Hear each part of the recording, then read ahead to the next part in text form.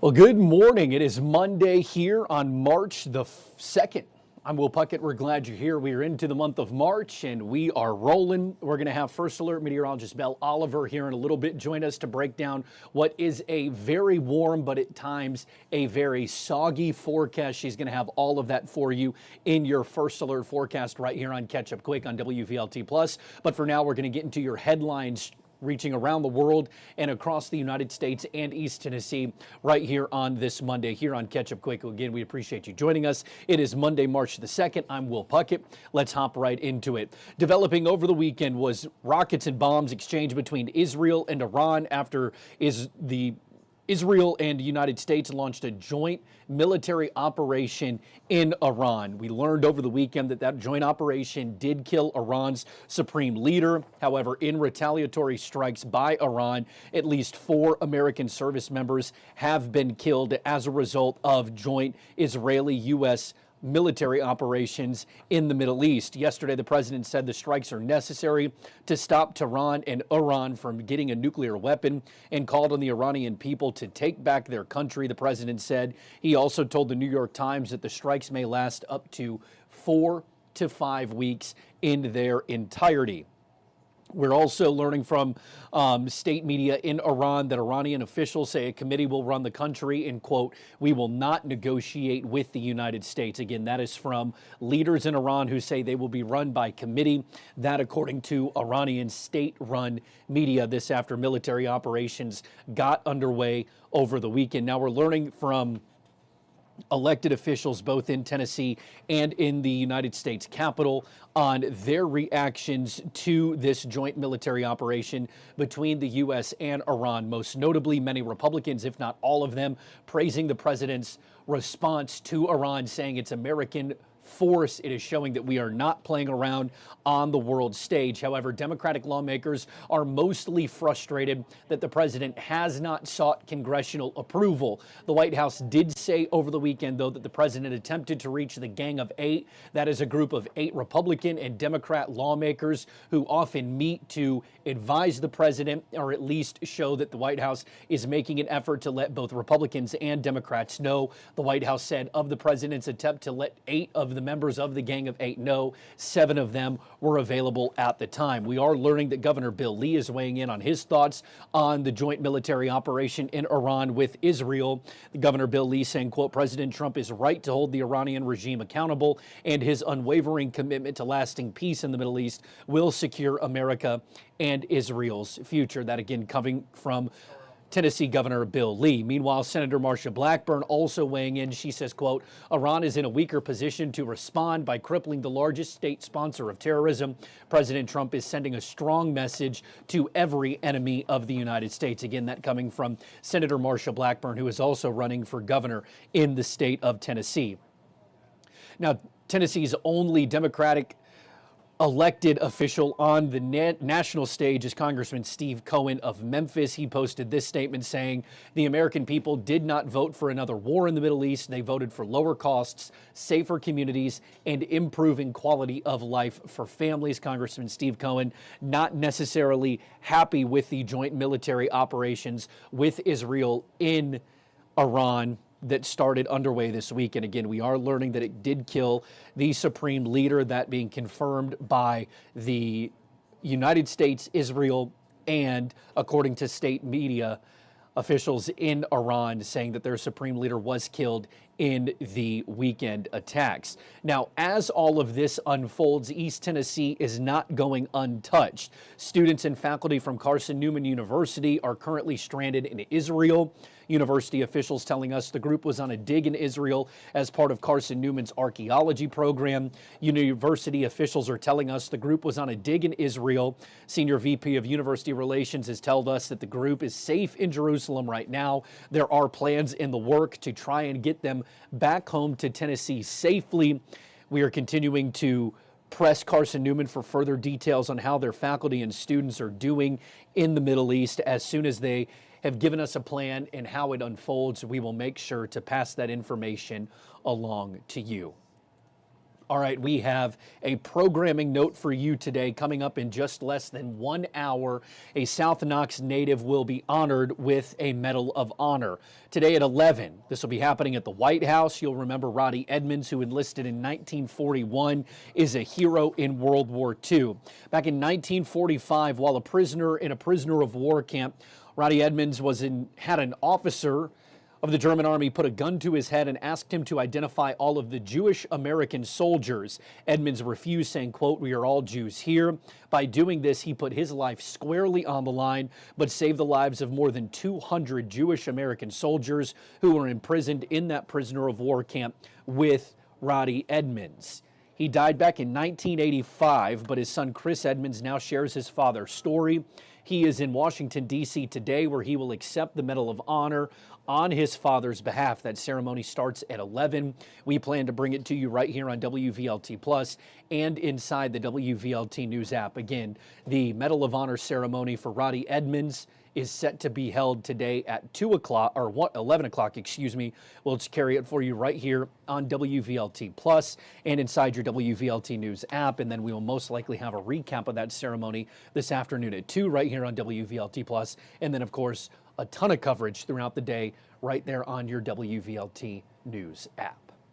And now, your first alert forecast with meteorologist Belle Oliver. All right, I told you Belle would join us, and she steps in right now. Belle, happy Monday. Happy Monday, Will. Hope you had a great weekend. I had a very good weekend. I saw that your parents were in town, so I hope you got to enjoy time with them. Yes, it was great. We spent a lot of time outdoors with As our dog. everybody should have, It was picture-perfect weather. This morning we got a few rain showers pushing through. Again, very light rain showers. Today is not a widespread rain event by any means, but it's just one of those dreary type of days where we got a lot of clouds, got a few rain showers that you may have to dodge there. So look at the live radar and kind of zooming out in the bigger picture. Notice I think we will get a little bit of a brief dry time, but more rain back towards West Tennessee that will eventually push through going into this afternoon and into the evening. So here's a look at the rest of your Monday. Again, clouds, a few spotty chances for rain. Most of the rain is going to actually stay north of Interstate 40, so down towards the Southern Valley. A few of you may not even see a whole lot of rain today, but just expect if you do have any outdoor plans, maybe bring the umbrella, the rain jacket, and we'll keep a lot of those clouds. Going into tonight and into tomorrow, we are going to be on the watch for clouds because of the lunar eclipse happening tomorrow morning. So I wanted to show, this is 3 a.m. in the morning, where we will see maybe a few broken pieces in the clouds that maybe we could see that lunar eclipse. Sydney and I were talking about this earlier, that we're hopeful that we at least see a little bit of a break in the clouds so that we could see some of the moon tomorrow morning. Yeah, we want to be able to show that at 6:30 on WVLT News this morning, but it seems like Mother Nature's not playing with us. I know. And hopefully, again, we can see maybe the peaks of the red of the moon pushing through, but yeah, it's just going to be a cloudy week in here in East Tennessee. Yeah, I know. We got one more chance for a few passing showers tomorrow afternoon. And then after that, I think we are going to see some sunshine after that rain chance around 11 or 12 tomorrow. So today, low 60s, generally mild, going to be a nice day temperature-wise. And then here's that cloud forecast for tomorrow. So if you are getting out to see the moon tomorrow, it's going to be a mild 40s and 50s. But again, you may have to look through a couple passing clouds for tomorrow. So that peaks at 6:30 in the morning. Okay. It's around an hour that we can see the blood moon. So I'm excited. I'm hopeful that I can see it. Are you going to wake up to watch it? Oh, yeah, I'll be up. And then go back to sleep a little bit, or? No, I'll probably just stay up. I'll just stay up.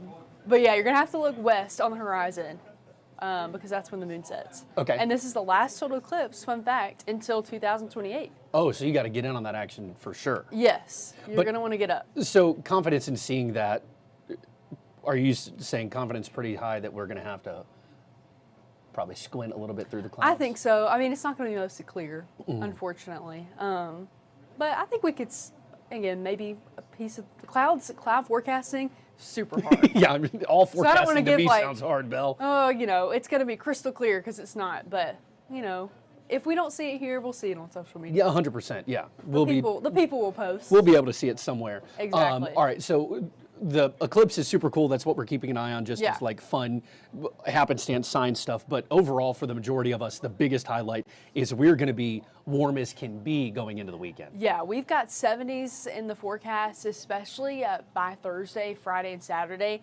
I think we could be breaking some records for this time of year. We should be in the 50s to low 60s. Okay. I want to show you some of those numbers. Again, this is Thursday afternoon, middle 70s. That's warm. That's kind of where we were That's air Sunday. conditioning weather. That is AC weather. Yeah. It gets even warmer going into a Friday. Sydney and I were talking again, if we keep some sunshine on Friday, we could see low 80s for Friday afternoon. So it is going to be very warm, very spring-like and early summer. So it does come with another chance of rain for this weekend, unfortunately. But the biggest thing too, and you've been preaching this and harping on it, is that we can't be that disappointed about seeing rain because one, this is when we should see rain, but two, we're still in a drought, and especially as folks down the I-75 corridor and the further west you get on 40, and even the folks in East Tennessee who plant, that's planting season's coming around and they're going to want some rain. For sure. And I will say, when it comes to a drought, I think some people get confused of like, oh, but it rained and you know, the ground it's still wet and you know, some of the moisture has to seep down way into the ground to actually break the drought. Oh, wow. So even though the ground is wet, that's just the top layer. It's got to go deep down. And so to really break a drought, you need like consistent rainfall over a long period of time. So any rain that we are going to get over the next few months is going to be helpful. And you know, one big rain event, it will help, but it's not going to solve all of our issues. You know what I mean? Totally. So, yeah, right. That's my drought spill. Well, I appreciate that. You're welcome. It's something that we're going to keep our eye on. All right, biggest thing, passing rain showers. You might, probably, not a great chance of seeing the eclipse in the morning, but still 6:33 roughly for the majority of us in East Tennessee, looking west. So look towards Nashville for that, Crossville, all the plateau, and then overall, warm, 25 degrees above where we should be roughly. Yep. Holy cow. Warm. Warm. Get that air conditioner ready. All right, Belle, we appreciate you as always. I'll let you go ahead and step out of here as we go ahead and set to wrap this up. Belle Oliver, thank you, ma'am. I'll make sure that your mic stays quiet while you do that. Perfect. And then we'll wrap things up right here on Catch Up Quick. All of this is available right now inside your WVLT News app.